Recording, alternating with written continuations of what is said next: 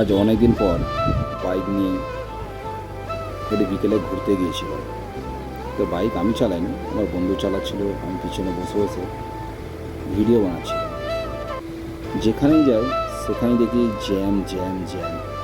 আগে কিন্তু এই রাস্তায় এই অবস্থা ছিল না, ইদানিং দেখছি প্রচুর জ্যাম। আপনার রানীহাটি বলুন, অঙ্কুরহাটি বলুন, সরস্বতী ব্রিজ বলুন, যেখানেই যাও সেখানেই জ্যাম। যে কী কারণে এত জ্যাম হচ্ছে বোঝা মুশকিল।